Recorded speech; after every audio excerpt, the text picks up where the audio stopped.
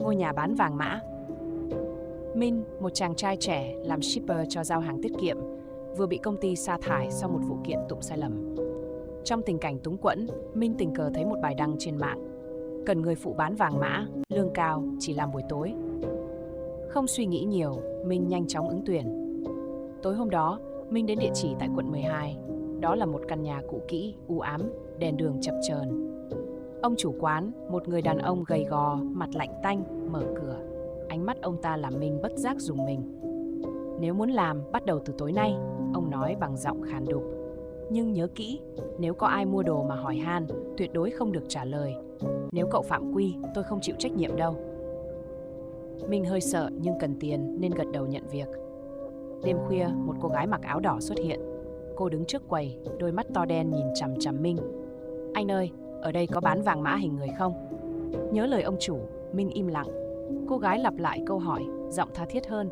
Minh gắng không đáp nhưng cuối cùng vô tình buột miệng. Có. Lập tức, cô gái áo đỏ tan biến, chỉ còn một làn khói trắng. Ông chủ xuất hiện ngay sau lưng Minh, ánh mắt sắc lạnh. Tôi đã dặn cậu rồi, bây giờ trong 3 ngày nữa cậu sẽ chết. Minh sợ hãi, quỳ xuống van xin. Sau một hồi suy nghĩ, ông chủ nói, lên núi Bà Đen tìm thầy Pháp cao tay. Chỉ ông ta mới cứu được cậu. Minh vội vàng lên núi ngay hôm sau. Gặp được thầy Pháp, Minh kể lại toàn bộ câu chuyện. Thầy nghiêm nghị nói, ông chủ đó không phải người. Ông ta là một con ma lâu năm chuyên dùng người sống để trừ tai ương cho mình. Thầy Pháp dặn mình, trong 3 ngày tới, bịt kín tai, ai gọi gì cũng không được trả lời, nếu không, cậu sẽ chết. Minh làm theo, dùng sáp và băng dính bịt chặt tai suốt 3 ngày. Đêm thứ 3, ông chủ quán xuất hiện trong giấc mơ của Minh, gào thét gọi tên anh. Tiếng gọi vang vọng, nhưng Minh quyết không mở tai. Qua 3 ngày Minh tỉnh dậy, phát hiện mình vẫn an toàn. Quay lại căn nhà bán vàng mã, Minh thấy nơi đó đã hoang tàn, chỉ còn lại một tấm bảng gỗ mục nát khắc dòng chữ mờ nhạt. Cảnh báo, khu vực nguy hiểm. Minh trở về từ núi Bà Đen, vẫn không thể nào quên được lời thầy Pháp và những điều kỳ lạ ở căn nhà bán vàng mã.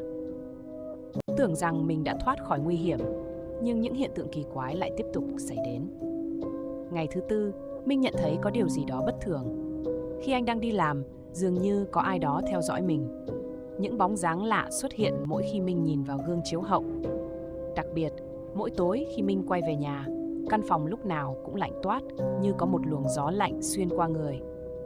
Một tối, khi Minh đang ngồi một mình trong phòng, bỗng nghe tiếng gõ cửa. Anh mở ra nhưng không thấy ai. Chỉ có một chiếc bánh trái cây để trên bậc thềm. Định quay vào, anh bất ngờ thấy một bóng người trong góc tối của hành lang, ánh mắt lờ đờ nhìn anh. Minh cảm thấy tim mình đập thình thịch, người lạnh toát. Tưởng chừng như không thể chịu đựng được nữa, Minh quyết định quay lại căn nhà bán vàng mã để hỏi ông chủ về những hiện tượng kỳ lạ này. Khi đến nơi, căn nhà vẫn y như cũ, nhưng ông chủ không còn xuất hiện. Minh tìm quanh, chỉ thấy một lá bùa rách nát nằm dưới bàn, nơi ông chủ thường ngồi. Đột nhiên, một giọng nói thì thầm vang lên từ bóng tối. Cậu không thể thoát, đã ký tên vào số mệnh của mình rồi. Minh quay lại, thấy cô gái áo đỏ đứng trước mặt, gương mặt trống rỗng, như không có hồn. Cô ta bước lại gần, và Minh cảm nhận được một luồng khí lạnh buốt xâm nhập vào cơ thể. Giờ đây, Minh hiểu ra rằng mình đã không chỉ thoát khỏi cái chết, mà còn dính vào một vòng nguyệt quái, nơi mà linh hồn không bao giờ được giải thoát. Mỗi đêm, anh phải đối diện với sự hiện diện của những hồn ma không yên. Căn nhà bán vàng mã, thật ra, chính là nơi giam giữ những linh hồn không thể siêu thoát. Minh đã phải sống trong nỗi ám ảnh kéo dài suốt 1 tháng kể từ khi anh thoát khỏi căn nhà bán vàng mã. Mỗi đêm anh vẫn nghe thấy tiếng gió thổi qua khe cửa, từng tiếng thì thầm như gọi tên anh.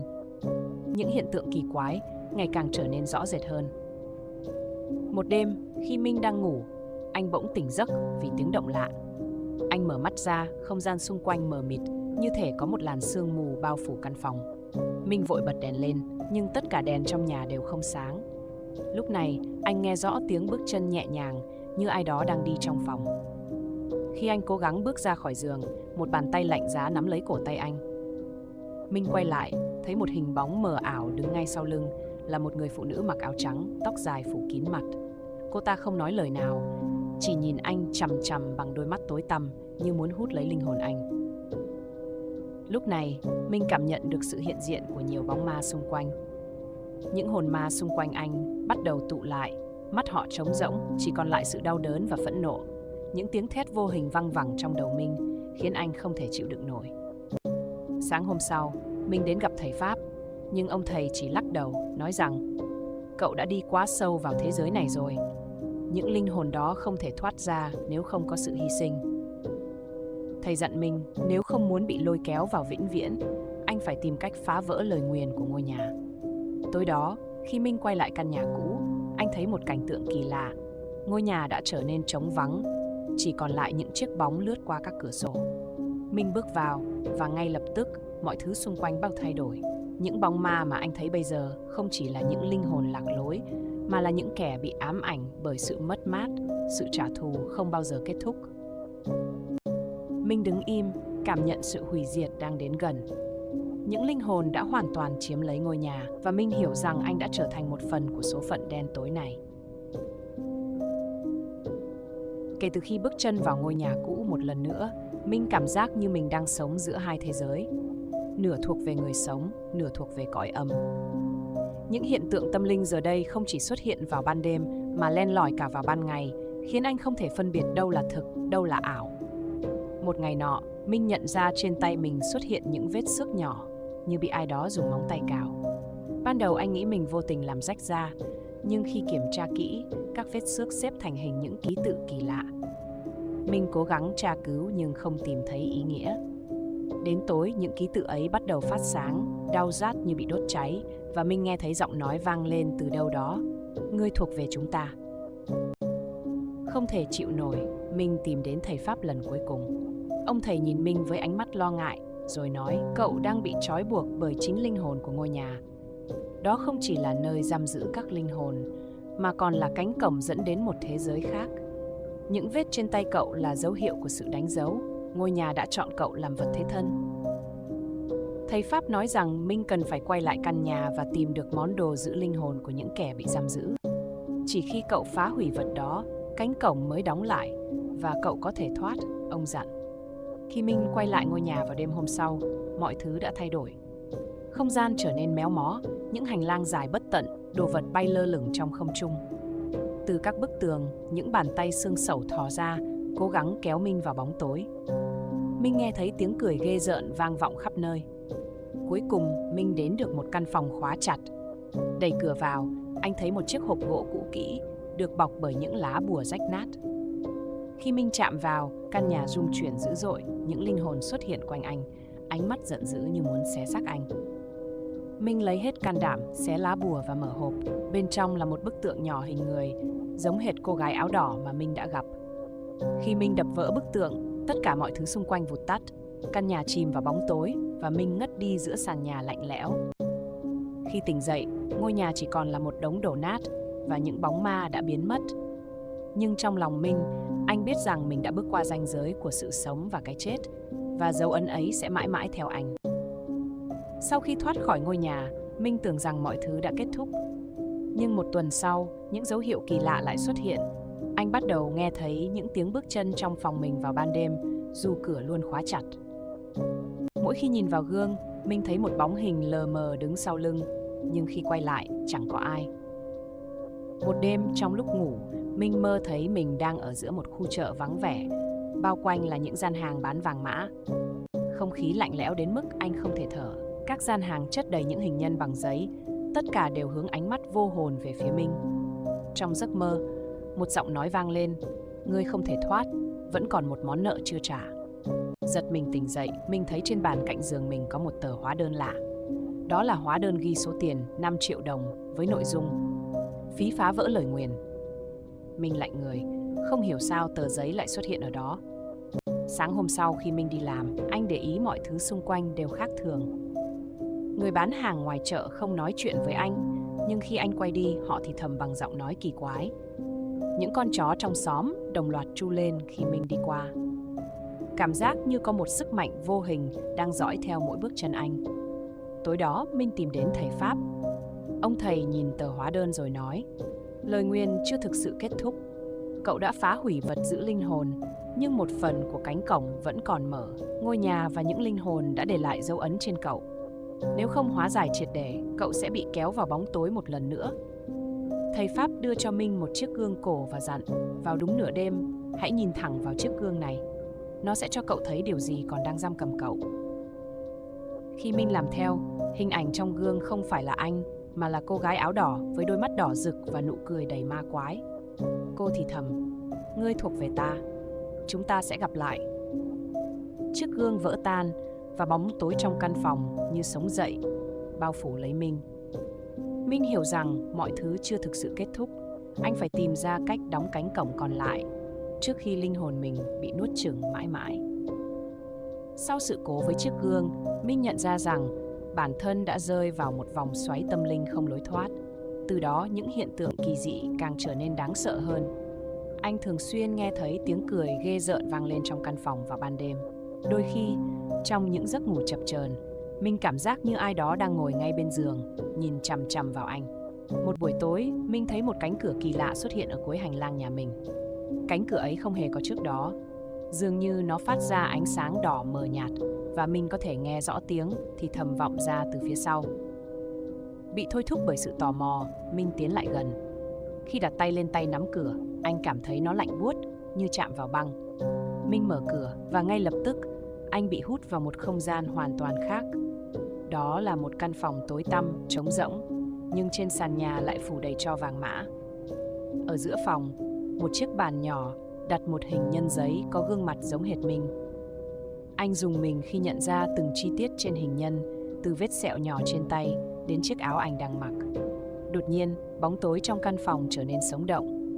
Những bóng ma từ mọi phía hiện lên, ánh mắt trừng trừng nhìn Minh. Cô gái áo đỏ bước ra từ trong màn đêm. Lần này gương mặt cô không còn mờ nhạt mà rõ ràng đến mức ghê rợn.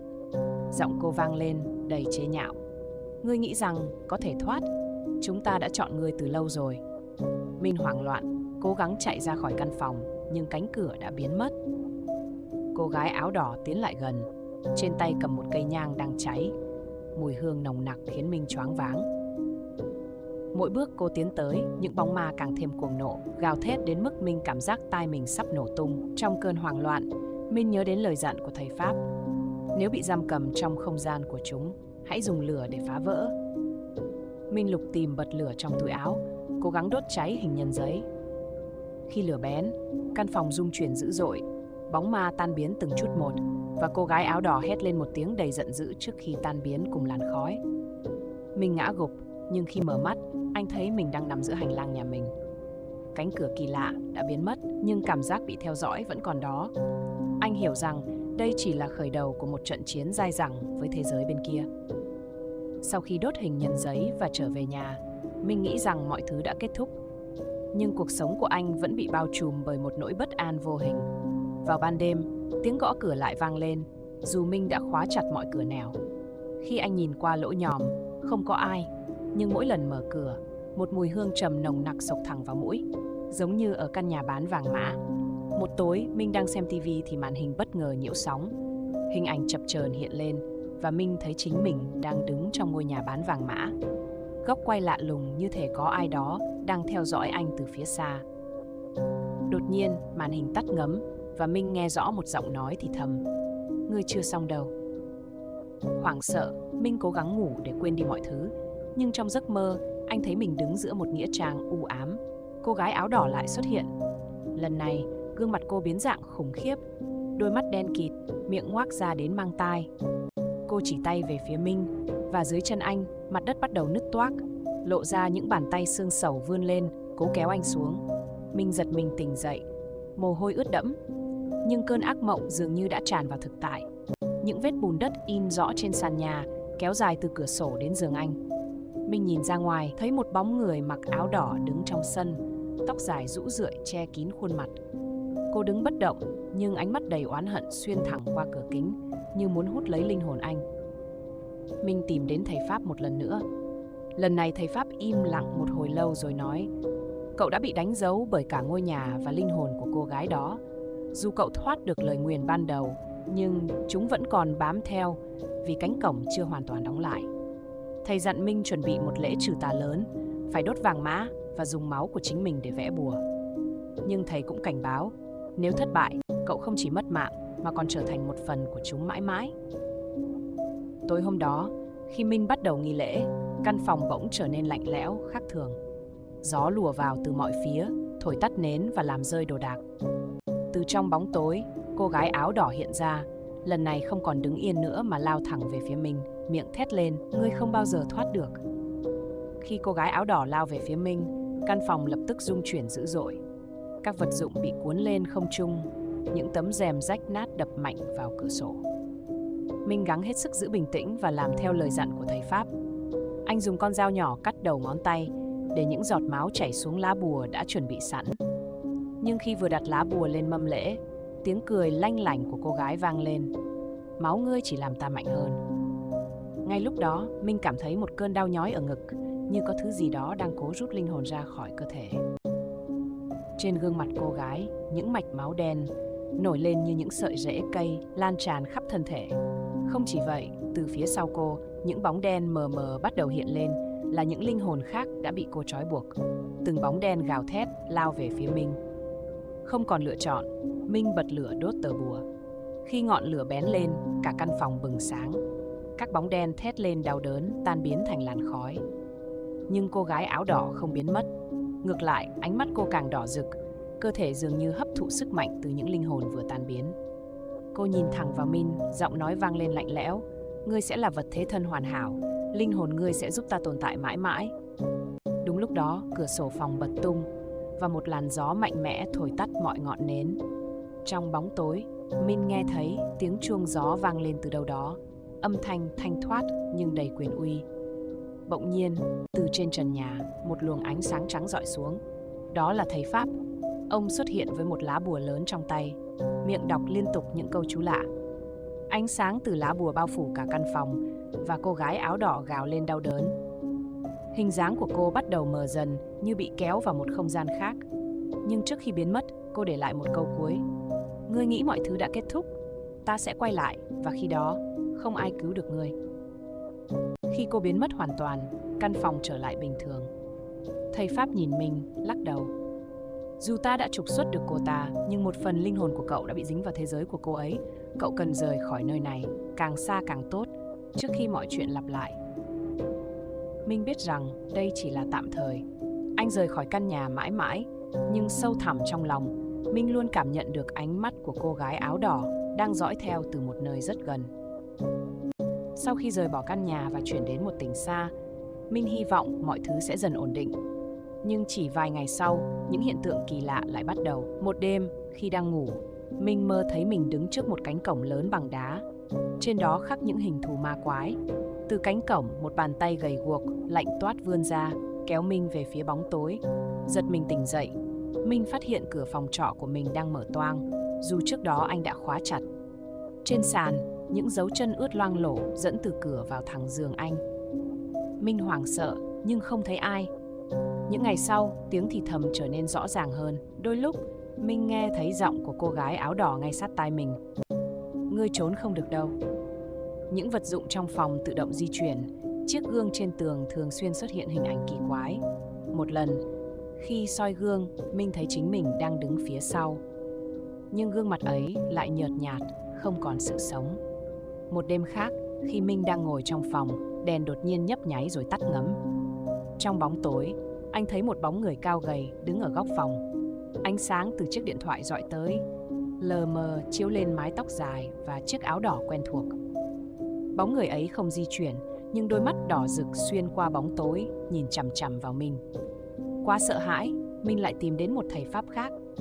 Thầy nghe xong câu chuyện, khuôn mặt trở nên nghiêm trọng.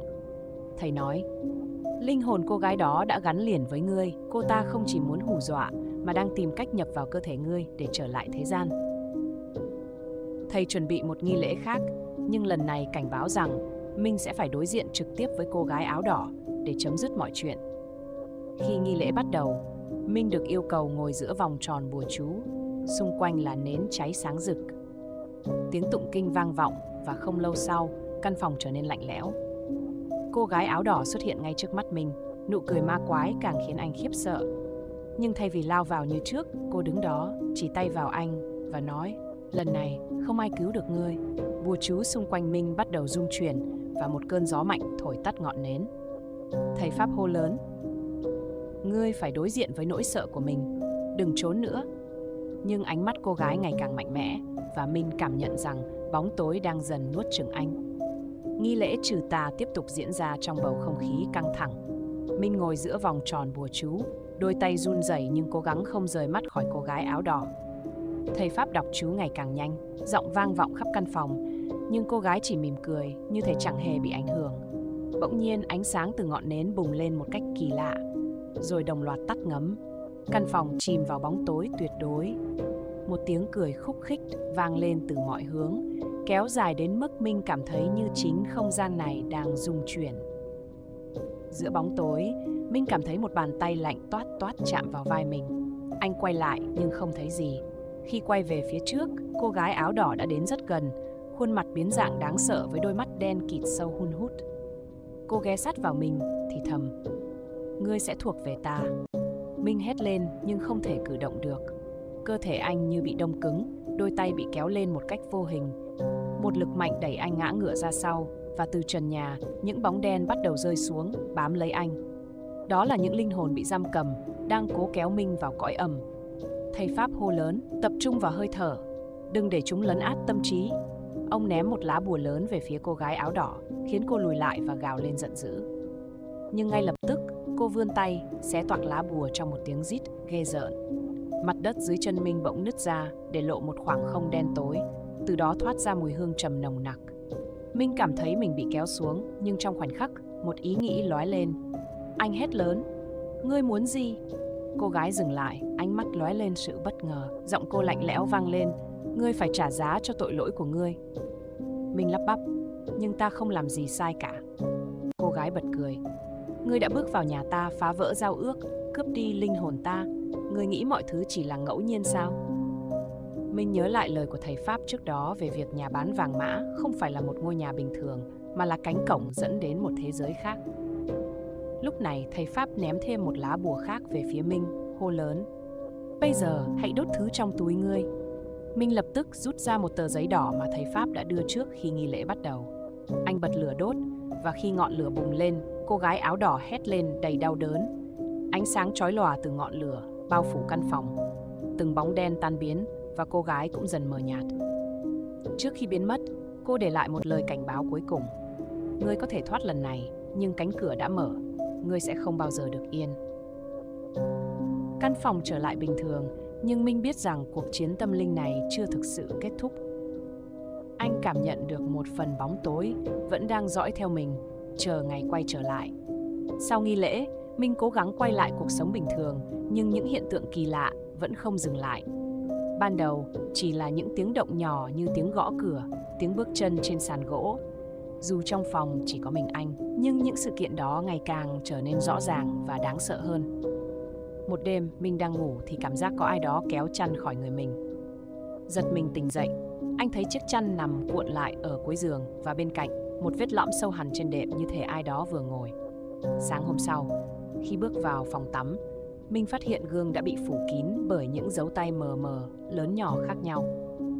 Một trong số chúng có hình dạng méo mó, những ngón tay kéo dài không tự nhiên.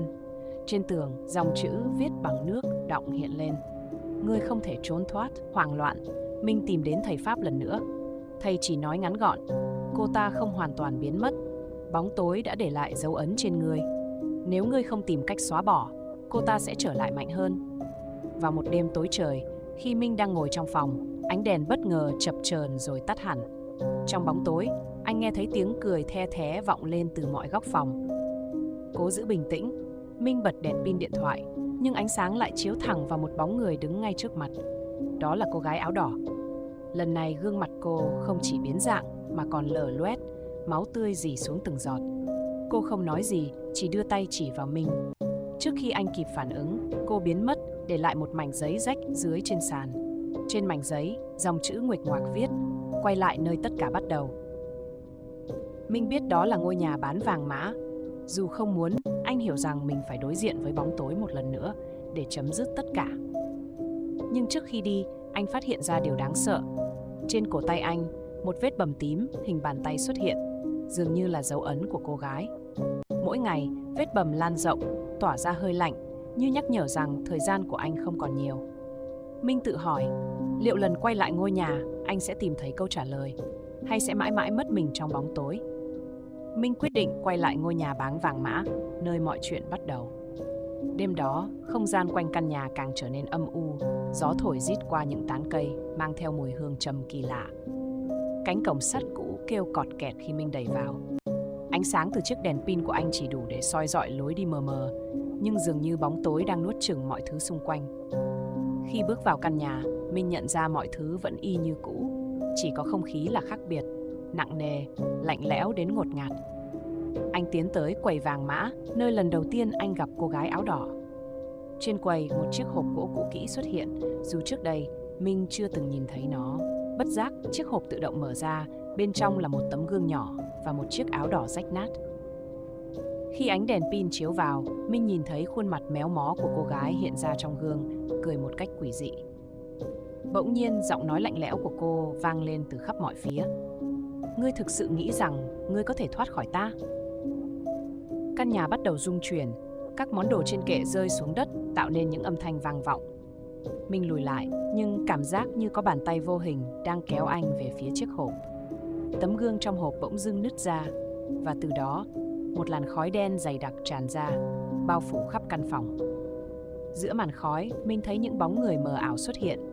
Họ là những linh hồn bị cô gái áo đỏ giam cầm. Tất cả họ đều hướng ánh mắt trống rỗng về phía Minh, như muốn nói điều gì, nhưng không thể.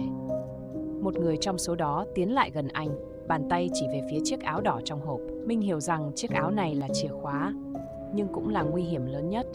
Anh nhớ lời thầy Pháp rằng phải đối diện với bóng tối để giải thoát chính mình. Không còn lựa chọn, Minh run rẩy cầm lấy chiếc áo.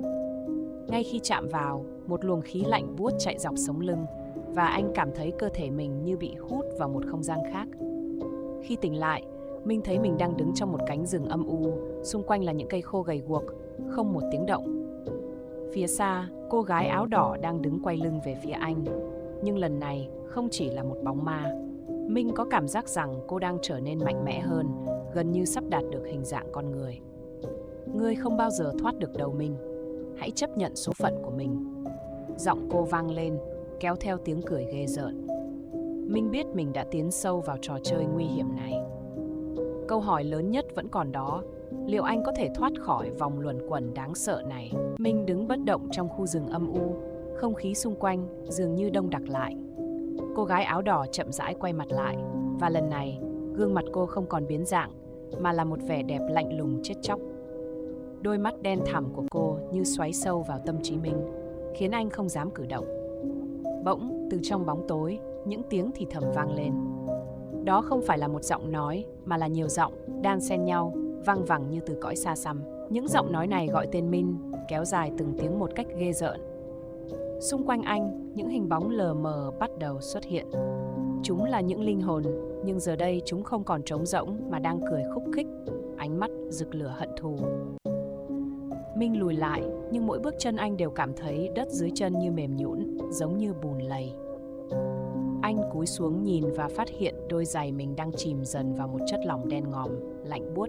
Những bàn tay gầy guộc từ dưới đất trồi lên, cố kéo anh xuống. Cô gái áo đỏ chỉ đứng đó, nở nụ cười nhếch mép. Ngươi không thể trốn. Đây là nơi ngươi thuộc về. Minh hét lên, cố vùng vẫy, nhưng cảm giác như cơ thể mình càng lúc càng nặng nề. Đúng lúc ấy, một ánh sáng vàng chói lóa từ đâu đó chiếu xuống, xé toạc màn đêm. Trong luồng sáng, Minh nghe thấy giọng của thầy Pháp. Hãy nhớ, ngươi vẫn còn cơ hội. Đừng để nỗi sợ kiểm soát ngươi. Dựa vào lời nhắc nhở, Minh tập trung ý chí, cố gắng thoát khỏi bàn tay ma quái. Anh móc từ túi áo một lá bùa mà thầy Pháp đã dặn giữ lại. Khi Minh giơ lá bùa lên, nó bất ngờ bùng cháy dữ dội, tạo ra một vòng tròn ánh sáng xung quanh anh. Các linh hồn hét lên đau đớn, vội vã rút lui, nhưng cô gái áo đỏ vẫn đứng yên, ánh mắt chứa đầy căm phẫn. Ngươi nghĩ có thể dùng thứ đó để chống lại ta sao? Cô hét lên và lao thẳng vào Minh. Ngay lúc cô chạm tới vòng sáng, một tiếng nổ lớn vang lên.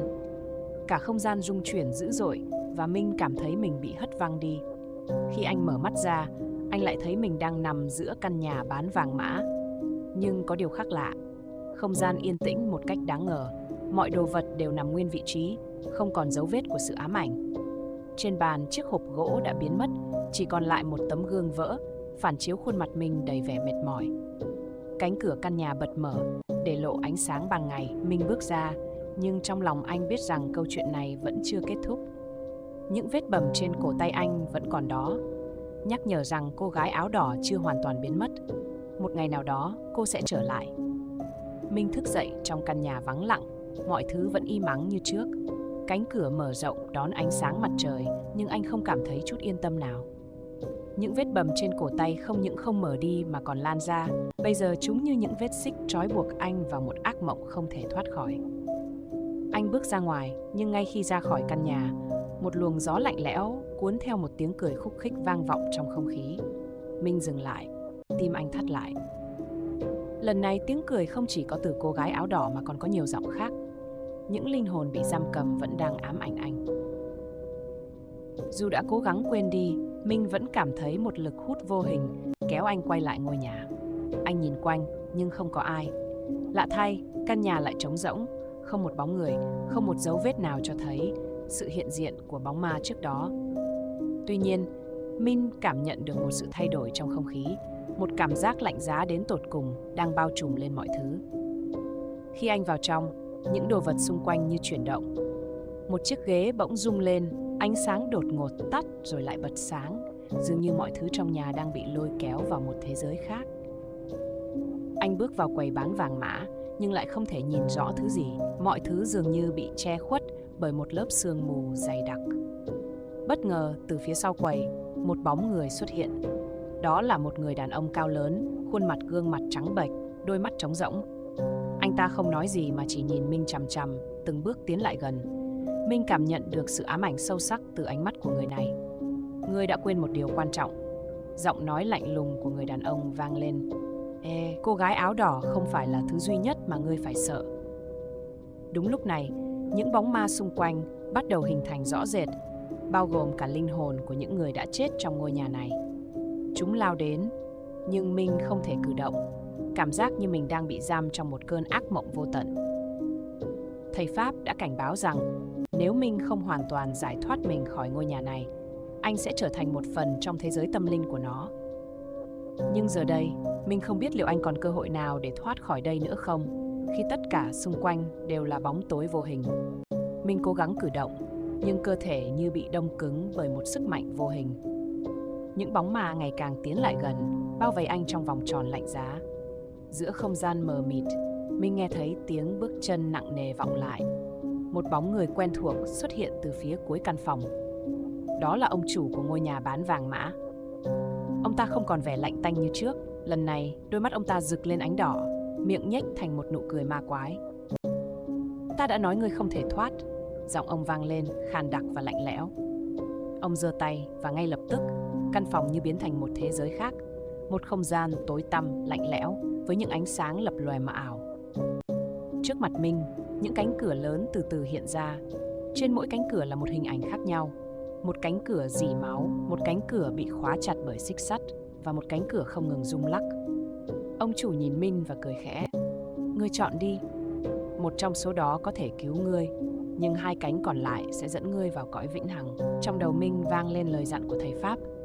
Bất kỳ cánh cửa nào có dấu hiệu chuyển động, ngươi không được chọn. Anh cố gắng giữ bình tĩnh, nhìn kỹ từng cánh cửa.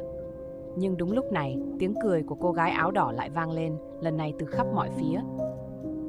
Hình bóng cô gái hiện ra phía sau ông chủ. Ánh mắt lóe lên sự hiểm độc.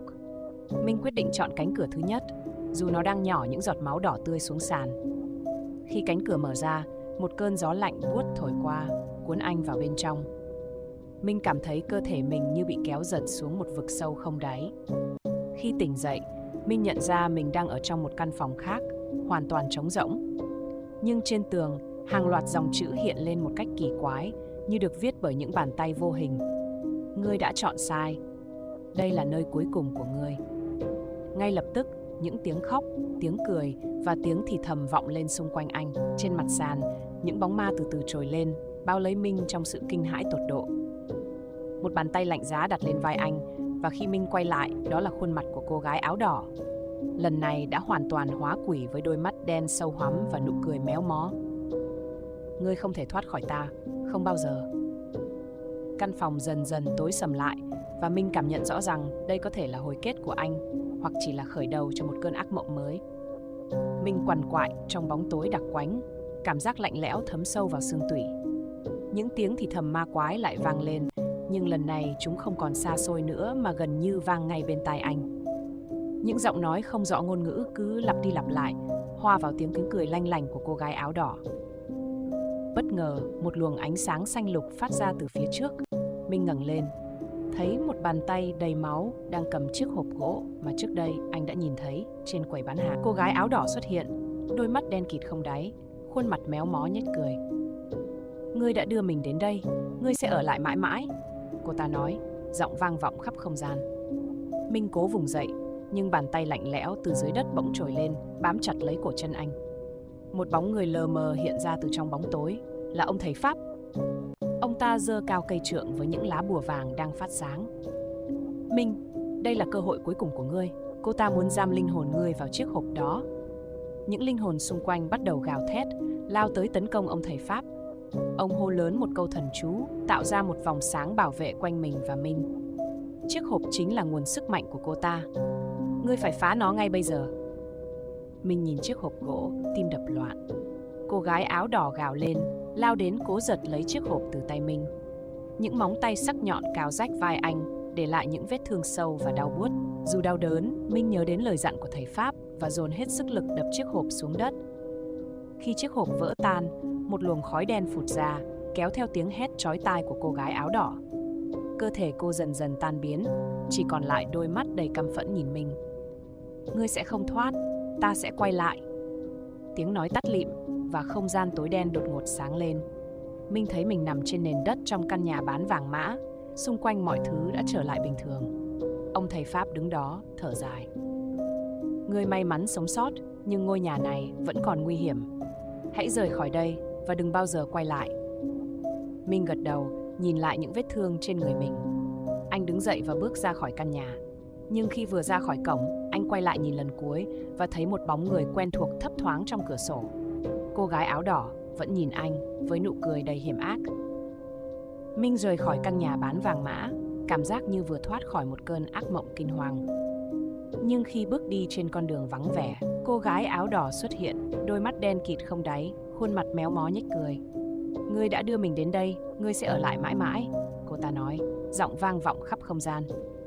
Minh cố vùng dậy, nhưng bàn tay lạnh lẽo từ dưới đất bỗng trồi lên, bám chặt lấy cổ chân anh. Một bóng người lờ mờ hiện ra từ trong bóng tối, là ông thầy Pháp. Ông ta giơ cao cây trượng với những lá bùa vàng đang phát sáng.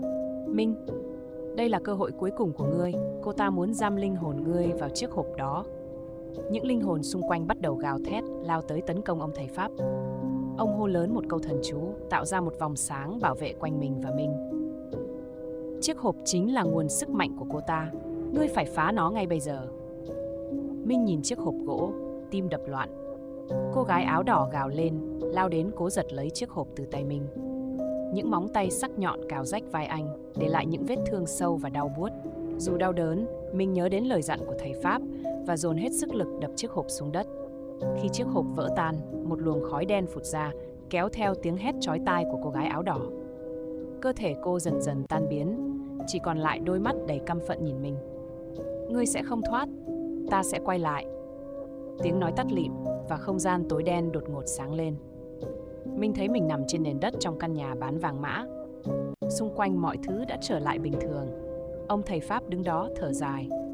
Ngươi may mắn sống sót, nhưng ngôi nhà này vẫn còn nguy hiểm. Hãy rời khỏi đây và đừng bao giờ quay lại. Minh gật đầu, nhìn lại những vết thương trên người mình. Anh đứng dậy và bước ra khỏi căn nhà. Nhưng khi vừa ra khỏi cổng, anh quay lại nhìn lần cuối và thấy một bóng người quen thuộc thấp thoáng trong cửa sổ. Cô gái áo đỏ vẫn nhìn anh với nụ cười đầy hiểm ác. Minh rời khỏi căn nhà bán vàng mã, cảm giác như vừa thoát khỏi một cơn ác mộng kinh hoàng. Nhưng khi bước đi trên con đường vắng vẻ, anh không thể dứt bỏ cảm giác có ai đó đang theo dõi mình. Gió đêm thổi qua, mang theo tiếng xào xạc của lá cây như tiếng thở dài ai oán. Khi về đến phòng trọ, Minh khóa chặt cửa. cố gắng tĩnh tâm. Nhưng mọi thứ không yên bình như anh mong đợi. Chiếc gương trong phòng bất ngờ rung lên, dù không có gió hay ai tác động. Trong gương, anh thấy một vệt mờ dần dần hiện rõ. Một bàn tay in đầy máu đang bám chặt vào mép gương, kéo theo một khuôn mặt trắng bệch của cô gái áo đỏ. Đôi mắt đen kịt nhìn Minh chằm chằm, và một giọng nói yếu ớt nhưng đầy ám ảnh vang lên. Ngươi không thể thoát. Ta đã nói rồi mà. Minh hoảng hốt ném chiếc gối vào gương, nhưng thay vì vỡ, chiếc gương chỉ tạo ra những gợn sóng kỳ quái, như thể nó là cánh cửa dẫn vào một thế giới khác. Cùng lúc đó, căn phòng trở nên lạnh ngắt và đèn chớp tắt liên tục. Những tiếng gõ cửa vang lên dồn dập, nhưng khi Minh nhìn qua lỗ cửa, hành lang hoàn toàn trống không. Anh ngồi xuống, cuộn mình trên ghế, tay siết chặt lá bùa mà ông thầy Pháp đã đưa cho. Nhưng ngay cả lá bùa cũng không còn phát sáng như trước, mà bắt đầu rỉ máu, từng giọt nhỏ xuống sàn, tạo thành những dòng chữ nguệch ngoạc. Quay lại, quay lại, quay lại. Tiếng gõ cửa càng lúc càng mạnh. Cuối cùng, Minh lấy hết can đảm mở cửa ra. Bên ngoài là một phong thư cũ kỹ nằm giữa sàn nhà. Anh nhặt lên, và khi mở ra, một làn khói đen thoát ra, len lỏi quanh người anh, bóp nghẹt hơi thở. Trong thư chỉ có một dòng ngắn ngủi. Ngươi nghĩ thoát khỏi ta dễ vậy sao? Bất thình lình, những ngọn đèn trong phòng vụt tắt hoàn toàn. Khi ánh sáng bật trở lại, Minh thấy mình không còn ở phòng trọ nữa. Anh đứng giữa ngôi nhà bán vàng mã. Căn nhà giờ đây hoàn toàn trống rỗng, chỉ có mỗi chiếc hộp gỗ đã vỡ nằm trên bàn. Cô gái áo đỏ hiện ra ở góc phòng, nhưng lần này cô không cười. Ta đã nói ai bước chân vào đây sẽ không bao giờ thoát. Và bóng tối lại một lần nữa nuốt chửng Minh, kéo anh sâu vào vòng xoáy kinh hoàng của ngôi nhà. Minh thấy mình đứng giữa một không gian mờ ảo, giống như lằn ranh giữa hai thế giới. Xung quanh là màn sương đặc quánh với những bóng người lờ mờ hiện ra rồi biến mất. Tiếng thì thầm vang vọng khắp nơi, những lời nói không rõ nghĩa như đang cố gọi tên anh. Anh cố bước đi, nhưng mỗi bước lại cảm giác như bị chìm sâu vào một lớp đất mềm, lạnh lẽo. Đột nhiên, một hình ảnh quen thuộc hiện lên trước mặt. Ngôi nhà bán vàng mã. Nhưng lần này, nó to lớn hơn, đổ nát và ám đầy màu sắc của máu khô. Minh không muốn bước vào, nhưng cơ thể anh bị một lực hút vô hình kéo thẳng về phía cửa chính. Cánh cửa tự động mở ra, bên trong là một căn phòng trống rỗng. Minh không nhìn thấy cô gái áo đỏ hay ông chủ, nhưng những hiện tượng kỳ lạ bắt đầu xuất hiện. Trên tường, những dòng chữ máu viết nguệch ngoạc liên tục hiện ra và biến mất. Một chiếc đèn dầu cũ kỹ đặt giữa phòng bỗng sáng lên, tỏa ánh sáng mờ mờ, kéo theo tiếng trẻ con cười khúc khích vang lên từ mọi góc. Minh quay đầu lại, nhưng sau lưng chỉ là một tấm gương lớn. Trong gương, hình ảnh của anh không giống bình thường. Gương mặt anh tái nhợt, đôi mắt sâu hoắm và từ khóe miệng rỉ máu. Minh hoảng hốt lùi lại, nhưng bóng trong gương vẫn nhìn anh chằm chằm, nở một nụ cười nhếch mép đầy quỷ dị. Đột nhiên, cánh cửa ở cuối phòng bật mở, dẫn vào một hành lang dài và tối. Minh nghe thấy tiếng bước chân dội lại từ trong bóng tối, mỗi lúc một gần hơn. Anh nín thở, tim đập loạn. Một bóng người từ từ xuất hiện, không ai khác chính là ông chủ.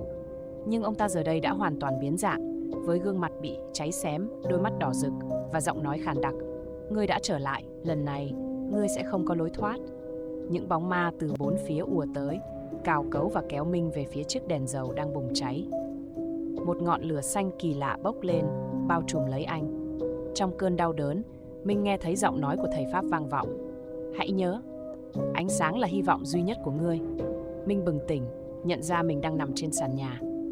Trong tay anh là một chiếc bật lửa mà trước đây anh chưa từng thấy. Chiếc bật lửa khắc dòng chữ mờ nhòe, lần cuối cùng. Anh đứng dậy, biết rằng để thoát khỏi nơi này, anh phải đối mặt với tất cả nỗi kinh hoàng mà ngôi nhà mang lại. Minh đứng dậy, chiếc bật lửa trong tay phát ra ánh sáng yếu ớt, nhưng dường như đủ để đẩy lùi những bóng tối xung quanh. Anh nhìn quanh, nhận ra không gian xung quanh đã thay đổi. Căn nhà bán vàng mã giờ đây giống như một mê cung bất tận, với những lối đi chồng chéo và các bức tường kỳ quái trồi lên từ mặt đất. Mỗi bước đi của Minh đều tạo ra tiếng vọng rợn người.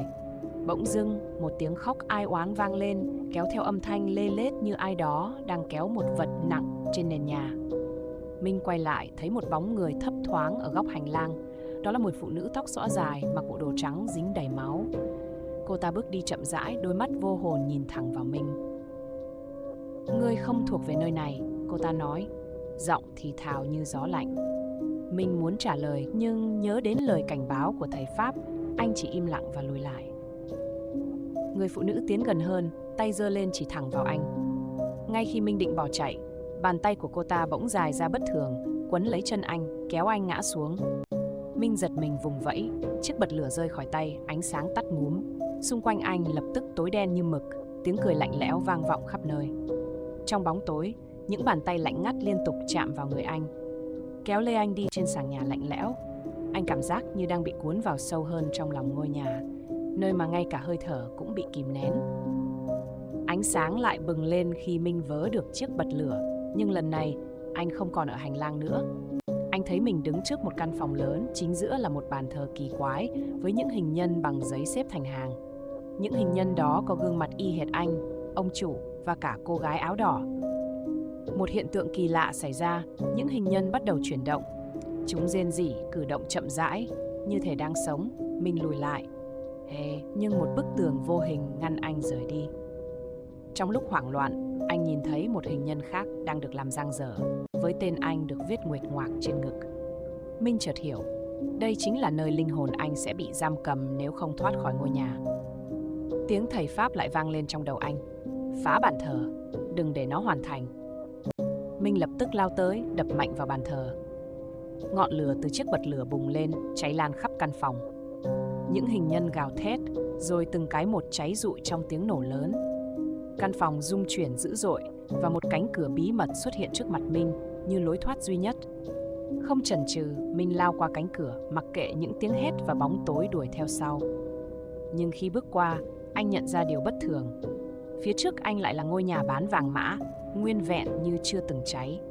Và ở cửa, ông chủ đang đứng với nụ cười lạnh lẽo. Ngươi nghĩ mọi chuyện đã kết thúc sao? Minh đứng chôn chân trước ngôi nhà bán vàng mã quen thuộc. Nhưng lần này mọi thứ xung quanh nhuốm màu đỏ thẫm như máu. Bầu trời đen kịt, không một ngôi sao. Chỉ có những đám mây u ám cuộn trào như đang bao phủ toàn bộ không gian. Ông chủ đứng ở cửa, ánh mắt tràn đầy hắc ám, từng bước tiến lại gần Minh. Ngươi có biết vì sao ngôi nhà này không ai thoát được không? Giọng nói của ông ta rít lên như tiếng gió quỷ, bởi nó chính là nơi linh hồn bị giam giữ mãi mãi. Ngươi đã phá hoại luật lệ. Đừng nghĩ rằng ngọn lửa của ngươi có thể giải thoát ngươi. Minh cố gắng trấn tĩnh, siết chặt chiếc bật lửa trong tay. Nhưng trước khi anh kịp làm gì, mặt đất dưới chân bắt đầu rung chuyển. Những bàn tay xương sầu, trắng bệch từ dưới đất thò lên, bám lấy chân anh, kéo anh xuống. Anh cố vùng vẫy, nhưng càng giãy giụa, những bàn tay càng siết chặt hơn. Một giọng nói vang lên, không phải của ông chủ, mà từ sâu trong lòng đất. Ngươi là của chúng ta, ở lại đây, mãi mãi. Bỗng nhiên, cánh cửa ngôi nhà bật mở, và từ trong đó, một bóng người xuất hiện. Đó là cô gái áo đỏ, nhưng lần này ánh mắt cô đầy lạnh lẽo, sắc bén như dao găm. Trên tay cô cầm một chiếc hộp gỗ nhỏ. Hãy mở ra nếu ngươi dám, cô nói, đặt chiếc hộp trước mặt Minh. Không còn lựa chọn nào khác, Minh gạt bỏ nỗi sợ, đưa tay mở chiếc hộp. Ngay lập tức, một luồng khói đen dày đặc bốc lên, bao trùm lấy anh. Trong khói, Minh nhìn thấy những hình ảnh kỳ lạ. Cảnh ông chủ quán từng thực hiện nghi lễ kỳ quái, biến ngôi nhà thành một nơi phong ấn những linh hồn lạc lối. Anh cũng thấy hình ảnh chính mình, nhưng gương mặt trong đó tái nhợt và méo mó, như một linh hồn bị xiềng xích. Luồng khói tan đi, Minh nhận ra mình đang đứng trong căn phòng thờ quen thuộc. Trên bàn thờ, hình nhân với tên anh đã bị cháy một nửa, nhưng vẫn còn đó, đang nhúc nhích như muốn hồi sinh. Minh nghe rõ tiếng thầy Pháp trong đầu. Ngọn lửa của ngươi chưa đủ, hãy tìm vật phong ấn, nó ở gần ngươi. Đúng lúc đó, Minh nhìn thấy một chiếc bùa cũ kỹ treo ở góc phòng, phát ra ánh sáng mờ. Anh lao tới, giật mạnh chiếc bùa xuống. Tức thì căn nhà rung lắc dữ dội, những bóng ma bắt đầu gào thét, lao vào Minh như muốn cản bước. Minh bật chiếc bật lửa lên, đốt chiếc bùa trong tay. Ngọn lửa cháy rực cuốn theo toàn bộ bóng ma trong căn phòng. Ông chủ và cô gái áo đỏ cũng biến mất, để lại một tiếng hét chói tai. Ánh sáng tràn ngập căn nhà. Khi tỉnh lại, anh thấy mình đang nằm giữa con đường trước ngôi nhà, giờ chỉ còn là một đống đổ nát. Mọi thứ dường như đã kết thúc, nhưng trong lòng Minh vẫn không thôi ám ảnh bởi câu nói cuối cùng của ông chủ. Ngươi có chắc ngươi đã thực sự thoát không? Minh đứng giữa con đường vắng, ngôi nhà bán vàng mã, giờ chỉ là một đống gạch vụn, nhưng không khí xung quanh vẫn lạnh lẽo kỳ lạ. Anh thở phào nhẹ nhõm, cố gắng trấn an mình rằng mọi chuyện đã kết thúc. Tuy nhiên, khi quay người bước đi, Minh nhận ra bóng mình dưới ánh đèn đường không còn giống bình thường. Bóng của anh kéo dài bất thường, và thay vì di chuyển theo từng bước chân, nó đứng im bất động như đang quan sát anh. Minh ngừng lại, nhìn xuống. Bóng đen ấy bỗng nhiên tự vươn dài, tách rời khỏi cơ thể anh, biến thành một hình dáng người mờ mờ. Một giọng nói vang lên, trầm khàn và u ám. Ngươi có nghĩ rằng bóng tối buông tha dễ dàng như vậy sao? Minh lùi lại, nhưng bóng đen lao tới, hòa vào không khí xung quanh. Lập tức, khung cảnh thay đổi. Con đường quen thuộc biến mất, thay vào đó là một cánh đồng hoang vu, phủ đầy sương mù. Xa xa, Minh thấy những ngọn đèn dầu lấp lánh, mỗi ngọn đèn giống như một cặp mắt đang dõi theo anh. Một ngôi miếu nhỏ xuất hiện trước mắt Minh, cũ kỹ và phủ đầy rêu phong. Cánh cửa miếu tự động mở ra, để lộ một bức tượng đá kỳ dị. Bức tượng là hình một người đàn ông có gương mặt giống hệt ông chủ quán, nhưng đôi mắt trống rỗng và đôi tay cầm chặt hai cây nhang cháy đỏ.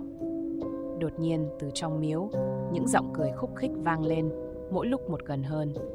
Minh nhìn quanh, thấy những bóng người nhỏ bé, lưng gù, xuất hiện từ bóng tối. Chúng đội những chiếc nón lá rách nát, bò sát trên mặt đất như thú vật, nhưng đôi mắt sáng rực đầy tà khí. Một trong số chúng ngẩng đầu lên, thốt ra một câu duy nhất: hãy quay lại, ngươi không thuộc về nơi đây. Minh hiểu rằng nếu bước vào ngôi miếu, có thể anh sẽ mãi mãi bị giam cầm. Nhưng phía sau anh, cánh đồng sương mù dày đặc bắt đầu chuyển động, như có thứ gì đang đuổi theo. Minh không còn lựa chọn, đành tiến vào trong. Bên trong miếu, không gian lạnh đến thấu xương. Trên tường khắc đầy những dòng chữ cổ kỳ lạ, như đang kể lại những nghi lễ tà ác. Bức tượng đá giờ đây chuyển động, đôi mắt trống rỗng bỗng sáng rực, nhìn chằm chằm vào mình. Giọng nói của ông chủ lại vang lên, đầy ám ảnh. Ngươi chỉ đang đi sâu hơn vào nơi không thuộc về người sống. Chào mừng ngươi trở lại. Ngọn đèn trong miếu bỗng tắt phụt, và tất cả chìm vào bóng tối tuyệt đối. Một tiếng cười lớn vang vọng khắp nơi, báo hiệu Minh chưa thoát khỏi trò chơi ma quái của ngôi nhà bán vàng mã. Minh đứng trong bóng tối dày đặc, chỉ nghe thấy tiếng tim mình đập thình thịch. Không gian quanh anh như bị bóp nghẹt bởi một sức ép vô hình. Bỗng nhiên, một ánh sáng mờ xuất hiện phía trước, dẫn lối anh đi sâu vào bên trong ngôi miếu. Minh muốn bỏ chạy, nhưng đôi chân không thể cử động, như bị ai đó điều khiển. Ánh sáng dẫn Minh tới một căn phòng nhỏ. Bên trong, một chiếc gương lớn được đặt giữa phòng, xung quanh là những cây nhang đỏ đang cháy dở. Trên bề mặt gương không phản chiếu hình ảnh Minh, mà thay vào đó là những cảnh tượng ghê rợn. Ông chủ quán đang thực hiện nghi lễ với hàng loạt hình nhân giấy. Mỗi hình nhân đều bị đốt cháy trong tiếng thét đau đớn. Đột nhiên, hình ảnh trong gương thay đổi. Minh thấy chính mình, nhưng gương mặt trong gương tái nhợt, đôi mắt vô hồn, miệng nở một nụ cười kỳ dị. Minh lùi lại, nhưng từ trong gương, anh bước ra, cơ thể méo mó và tỏa ra mùi hôi thối. Ngươi đã phạm luật, bản sao lên tiếng, giọng vang vọng như tiếng của nhiều người. Ngươi không thể trốn thoát khỏi số phận, nơi đây sẽ là nhà của ngươi. Minh cố giữ bình tĩnh, nhìn quanh để tìm đường thoát. Ngay lúc đó, ánh sáng từ chiếc bật lửa trong túi áo anh phát sáng, dù anh chưa bật nó. Ngọn lửa bừng lên mạnh mẽ, rọi sáng căn phòng, làm bản sao của Minh rít lên và lùi lại, đôi mắt đục ngầu, đầy căm phẫn. Ngươi nghĩ ngọn lửa nhỏ bé này có thể cứu ngươi? Nó gào lên. Từ bốn phía, những bóng đen lao ra bao quanh Minh, kéo anh về phía chiếc gương. Chiếc gương bắt đầu rung lắc dữ dội, phát ra âm thanh như tiếng gào thét của hàng trăm linh hồn bị giam cầm. Trong cơn tuyệt vọng, Minh nhớ đến lời dặn của thầy Pháp. Bùa hộ mệnh là chìa khóa. Anh lục tìm trong túi và tìm thấy mảnh bùa đã cháy dở. Anh ném mảnh bùa vào ngọn lửa đang cháy trong tay, tạo ra một ánh sáng chói lòa. Căn phòng rung chuyển mạnh, những bóng đen hét lên và tan biến từng chút một. Chiếc gương vỡ tan, ánh sáng lan tỏa khắp nơi. Minh ngã quỵ xuống, thở hổn hển. Khi ngẩng đầu lên, anh nhận ra mình đã trở lại bên ngoài miếu, giữa cánh đồng hoang vu.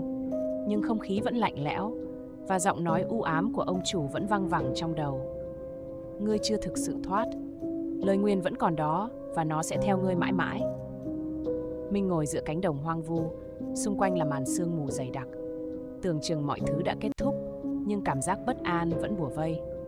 Tiếng thở dài, tiếng rì rầm xa xăm vang lên như những lời thì thầm của linh hồn bị lãng quên. Minh đứng dậy, cố tìm đường thoát khỏi nơi kỳ lạ này. Bỗng nhiên mặt đất dưới chân Minh mềm nhũn, như thể anh đang dẫm lên một lớp bùn lầy. Nhìn xuống, anh kinh hoàng nhận ra đó không phải bùn mà là những khuôn mặt người đang từ từ nhô lên. Họ không có mắt, miệng há rộng như muốn la hét, nhưng không phát ra âm thanh. Những cánh tay từ mặt đất vươn lên, kéo lấy Minh, cố giữ anh lại. Ở lại đây, mãi mãi. Những giọng nói yếu ớt vang lên, đầy ai oán. Minh cố gắng vùng vẫy, nhưng càng cố thoát, những bàn tay càng siết chặt hơn. Từ xa, một bóng người xuất hiện, chậm chậm tiến lại. Đó là cô gái áo đỏ. Lần này khuôn mặt cô không còn mờ ảo, mà hiện rõ ràng với làn da trắng bệch, đôi mắt trống rỗng đầy đáng sợ. Ngươi không thể thoát khỏi nơi này, cô nói, giọng nói đều đều lạnh lẽo. Ngôi nhà ấy không chỉ là phong ấn, nó là cửa ngõ cho những linh hồn lạc lối như ngươi.